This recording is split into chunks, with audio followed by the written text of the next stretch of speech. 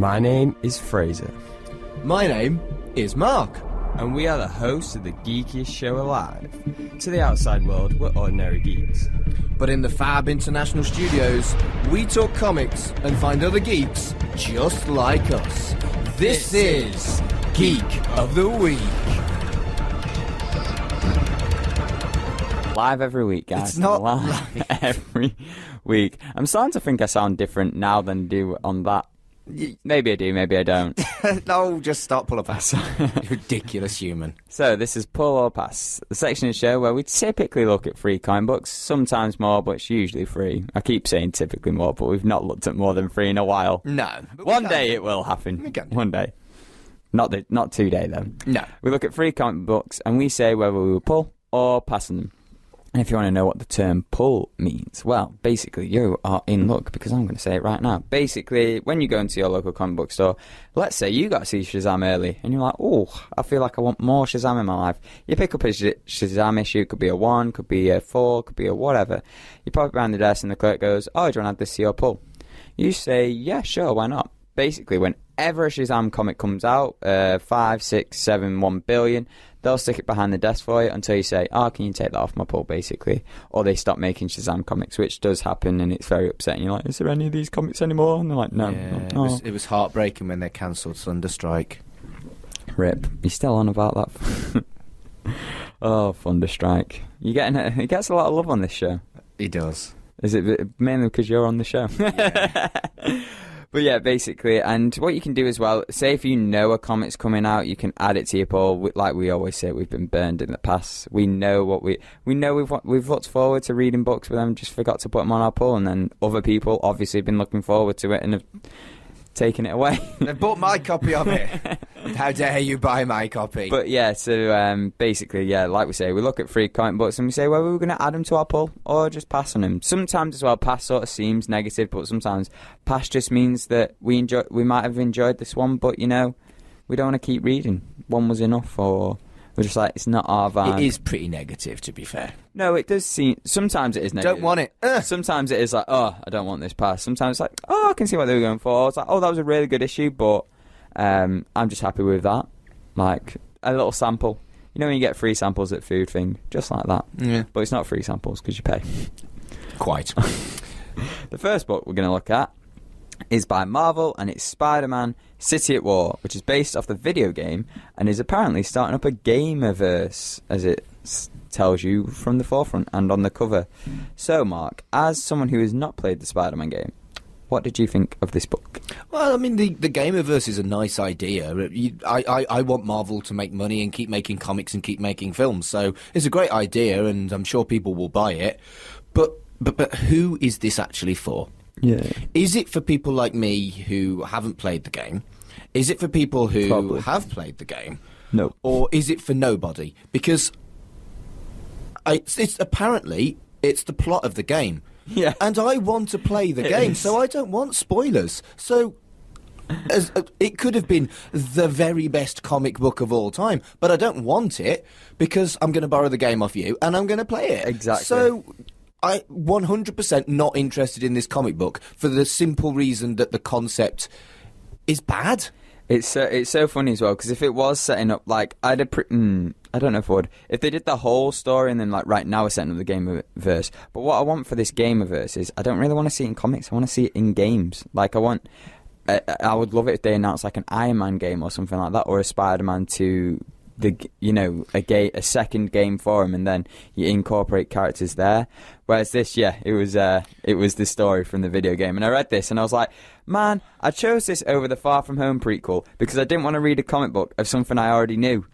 Because I predicted that, like last time we looked at it was an Avengers prelude, and it was literally that was the worst comic book we've ever put on past. It was Infinity War, and I was just like, I was worried that it was going to be. But mind you, Far From Home, I doubt they would have just shown Homecoming. Oh no, they probably would have. So City at War was an average comic book plot that I think would have made a very good game plot. It's a very good game plot, and they skip through some parts and add some lines. And the art is cool. That's it's great art, but I just don't want it. I want to play the game. If they'd made this Gameverse prequels or side plots or sequels or in between stories between two games, yeah, that's a brilliant That would idea. have been perfect because there is more story to tell there, and I kind of want to see what more of the story, keep it going. And they did a prelude book anyway for the game, but I think it was more of a book than a comic. I can't Right, well, that's a good idea. Whereas exactly.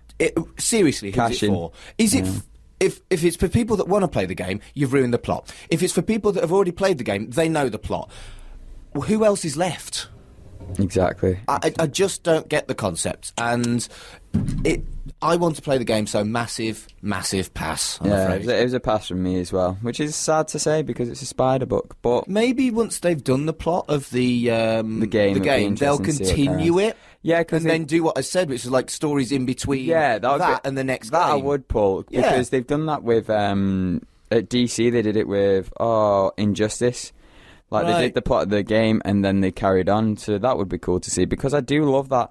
I love that Peter Parker they set up, and I love that world they set up. Even the bonus characters like Miles and Mary Jane and their Aunt May, they're all class characters, and that whole world is great to see, and I just want to keep exploring it. It was a brand new... Or maybe in games. It was a brand new universe and a brand new plot specifically for the game, so they've got that to work with.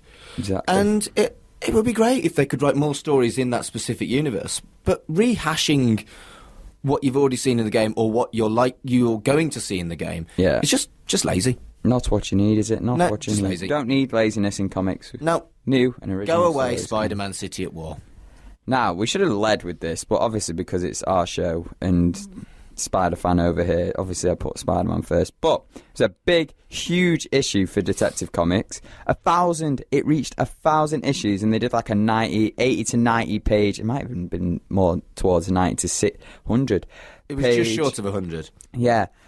Issue of Detective Comics 1,000, which was, it had so many different creative teams behind it. There was loads of different stories, and it also led to what's going to happen in 1001. What was your thoughts on Detective Comics 1000? Well, the thing is, 80 years of Batman, 1,000 issues of Detective Comics. It debuted in around the 20 issues. That's a phenomenon that no other comic book has reached yet. Action Comics did. Action Comics did 1,000 first. They did last year. True. All right, other than Action Comics, again, all right, no other publisher has managed that other than DC. And it is a huge thing to celebrate. It is worth a big celebration, and in reality, 98 pages it's a graphic novel.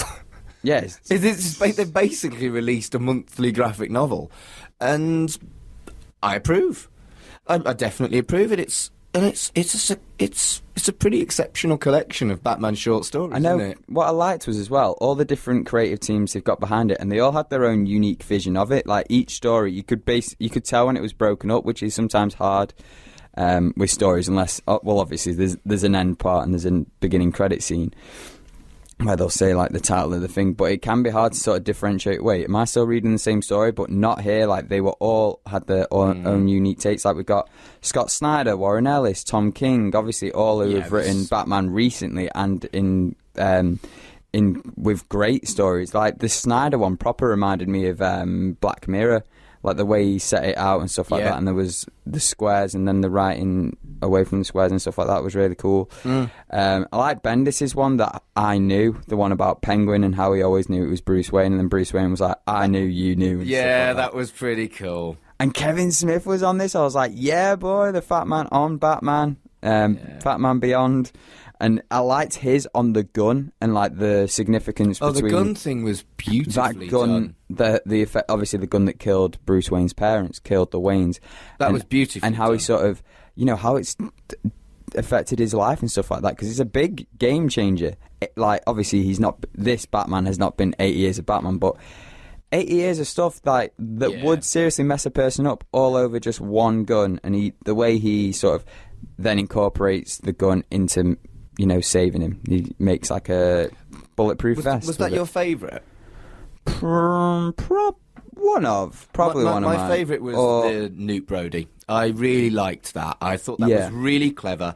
The thing is, Batman is acknowledged as hyper intelligent, and so are his friends. They're all like next level detectives, and this is Detective Comics.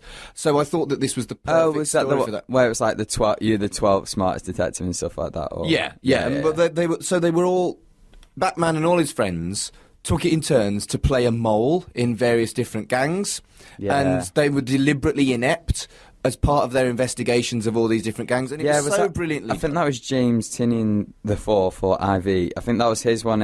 And it felt right for this collection that just in like a long-term storyline truncated into a tiny little short story as part of Detective Comics 1000. I thought that was so perfect. Clever characters doing a clever thing and being detectives. I was like, this is brilliant. Who was it at the end who was like, oh no, I want to have a go now? And they were really small. It might have been... It was Damien.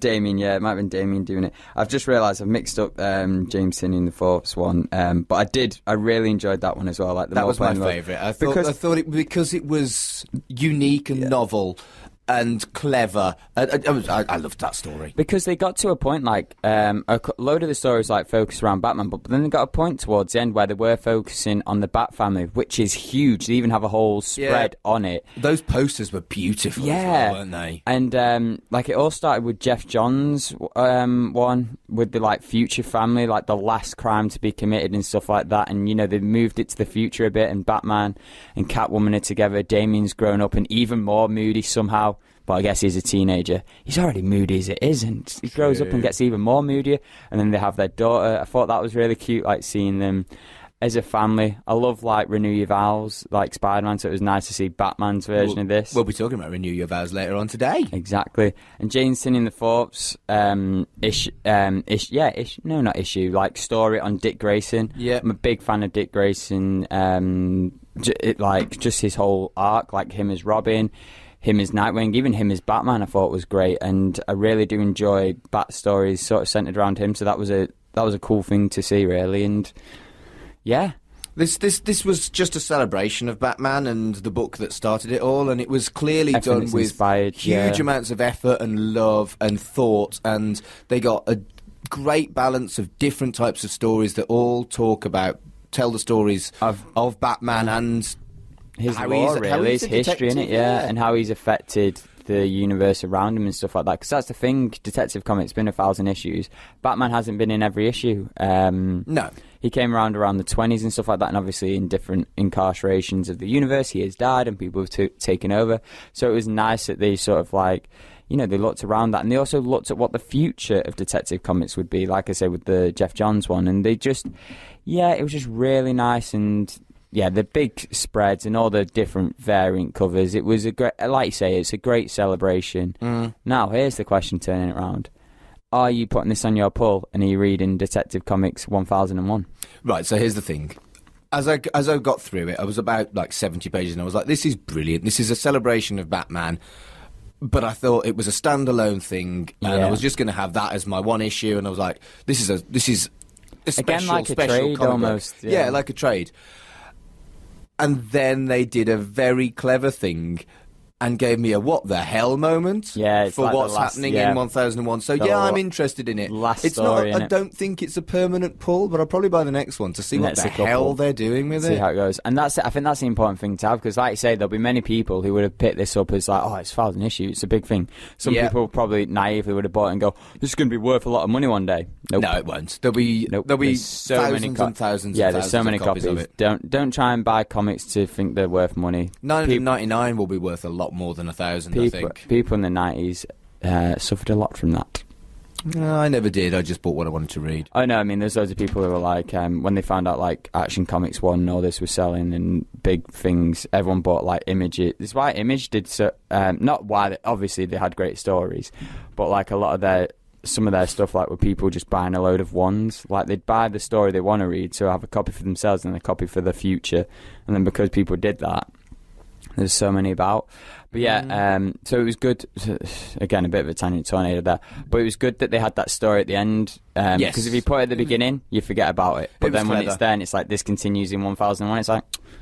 And I think Non-such. that's them being clever. They know that a lot of people will buy 1,000 because it's so iconic, and they want people to buy 1,001, and they did really well. It was really funny because cynical but smooth. when Action Comics came up to 1,000, that was the story they did with Booster Gold. So they were sneaky with that because I was reading Booster Gold, and then they got to 998, and his story finished, and I was like, I was going to get 1,000 anyway. I may as well get 999. Yeah. So they got me that way, and then I read 1,000, and I was like, no, this is where I should stop. This is where I should stop. And you didn't. It's it's hard as well. Like I always find when I put something on my pull, I always find unless something gets cancelled, then it's a nice like, okay, this is where I should end it. I always find it like, where do I end my pull? It's usually when I go away from a comic book store, when I either go to America or move back to Manchester. But then I pick a new pull up, and it's like, oh. And it's all Spider-Man. Well, it's not all Spider-Man. It's heavily featured Spider-Man. Yeah. But there's a lot of Spider-Man to read. Is it a pull for you? Oh, that is a very good question. If you're pulling it, I'll probably just nick yours because you always seem to do that to me. Because again, it'll be one of those things. I'd be probably reading till Detective Comics 2000. Yeah. Because I do like me some. That would make you 103. Yes. Because if it's 80 years... Your point. If it took them 80 years to get to 1,000, you're 23. I was going to say that's quick maths because they do. I was going to say that's very impressive quick maths because they come out every 2 weeks. So I honestly thought you worked out. Oh no, what it was for the next 2 so weeks. it's bad maths. Okay, you'll be 73. Did you honestly just work that way? Oh well, I guess it's. What's half of 100? That's fair, isn't it? Wow, I'm not. That I was not good maths. That's no, it won't be. Basic it won't maths. even be 100 as well because it'll be another 1,000 issues. Oh, I don't care. Move on. You know what I mean? You'll be well old. I'm gonna be old, yes. But by then, who knows what technology we'll have? Indeed. What will we be reading comics? Will we still be reading comics? Who knows? That's like a fourth segment. That's a deep question. Deep thoughts. Yeah. Deep thoughts with Mark and Fraser. Now, the last comic we're going to talk about is Invisible Kingdom by Dark Horse. Do you want to start off with this book, or should I just say my first thought that I want to blurt out? This was absolutely beautiful. Yes, that was what I was going to say. Oh, gorgeous. The art was outstanding. It reminded me of like, people always say the colour palette in like Guardians and stuff like that. Yeah. So vibrant, so bright, like the purples and all those colours. I was just like, oh my god. They were super indulgent with like full page images and double page spreads and stuff. I almost forgot what the story of the comic book was. I think it does actually. I've got the same thing in my notes that it's so good it almost detracts and you're not paying attention to the story. You're just like, oh my goodness, it's beautiful. I'm reading. It's incredible. It's like an art piece more than I think so. It was epic, and I liked. They did set up the Invisible Kingdom, which was, I think, an important thing to do in this in this comic. Because at first I just saw this beauty, forgot everything about it, forgot the title, what they were supposed to do, and then it was like this person who's blind, with the blindfold on, wants to go through the city and reach this invisible kingdom. So I was like, oh, okay, nice. And I kind of want to see more of this invisible kingdom if it's just going to look this beautiful. That's the thing. It's an interesting concept. It didn't grab me as much as I expected it to, but the art.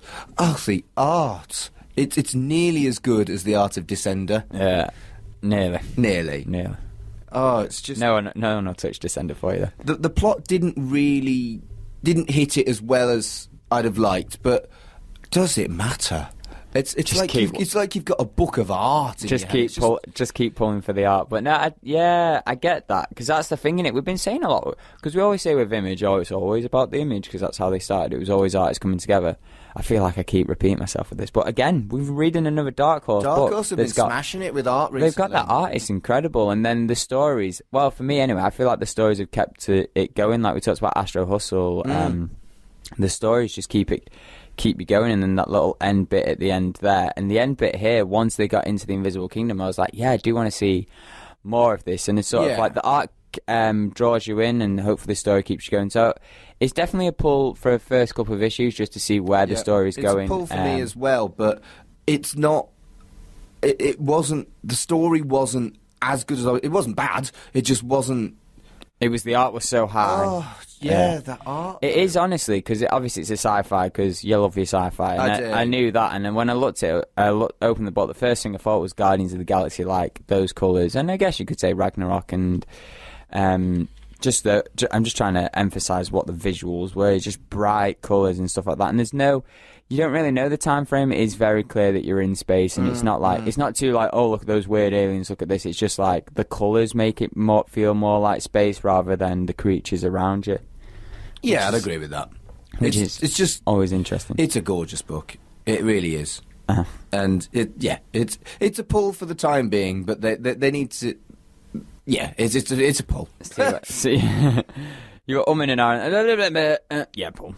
But that's, so they're the 3 comic books we're talking about this week. But we want to know your thoughts, guys, girls, geeks of all kind. What did you pick up this week? What did you pull? What did you maybe read and then pass on? Did you pick up Detective Comics 1000? What was your favourite story from it? Did you pick up any of the other books we talked about today? What did you think about them? Did you hear anything we discussed and be like, oh, now I want to check out these comics?